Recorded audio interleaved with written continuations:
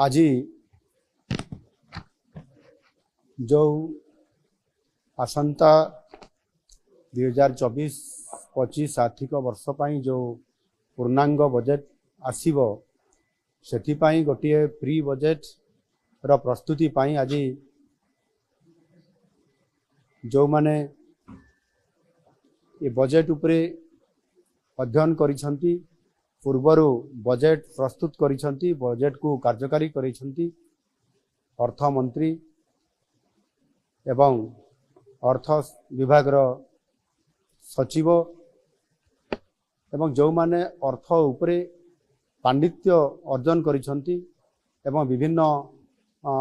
ये अर्थ संबंधी अनुष्ठान संपुक्त अछंती समानंको आज डका जाइथिला।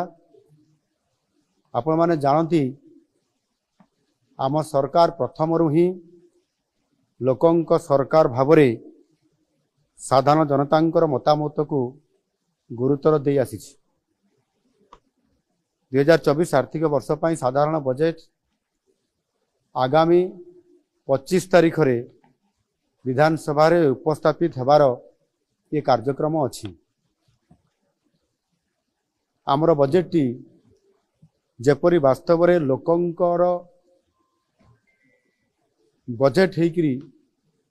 लोकंक पाखरे उपस्थापना हो पारिबो समस्तंकर आशा आकांक्षा को प्रतिफलित करि पारिबो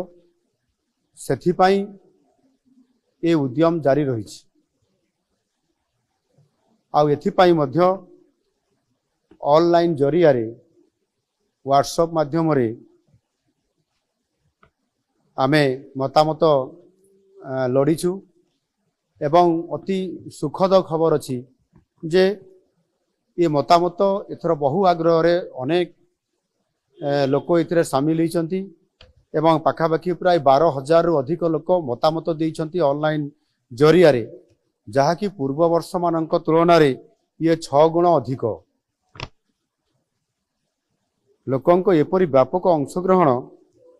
आम पाई बहुत बड़े गोटे उत्साहजनक। आज मध्य ये प्री बजेट रो ई प्रस्तुति बैठक रे पाखापाखि प्राय 150 रु अधिक लोक विज्ञ लोक एटी उपस्थित थिले। सेमानक भितर अनेक जहाँ मु कहली अर्थ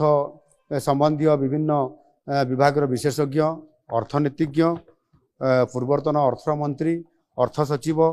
एवं समाजर विभिन्न वर्गर लोक माने अर्थ संबंधी जो माने अनेक ओडिशार भविष्यत कथा चिंता करती से समस्ते विभिन्न मतामत देइछंती। ये मतामत देवा भितर समानक भितर 26 जन अति मूल्यवान तांकर प्रस्ताव एवं मतामत समाने सेठी उपस्थापना करने सहित मध्य लिखित आकार मध्य प्रस्ताव समाने देइछंती। समानकर समस्त मतामत एवं प्रस्ताव को आम विभाग तरफ लिपिबद्ध करा जाइछि एवं ताहाकु विचार करी आगामी दिन रे जो आमर बजेट आसबार अछि तांकर मतामत को निश्चित भावरे आमे यथासंभव एथिरे प्रतिफलित करिया पई आमे चेष्टा करिवु। आ सेथि पई जो लोकंकर बजेट जेभଳି भावरे आज लोकंका पाई प्रस्तुत हेबा को जाउ अछि ता निश्चित भावरे आगामी दिन रे ओडिसा को नुआ ओडिसा गठन करिबारे सहायक हबो। धन्यवाद।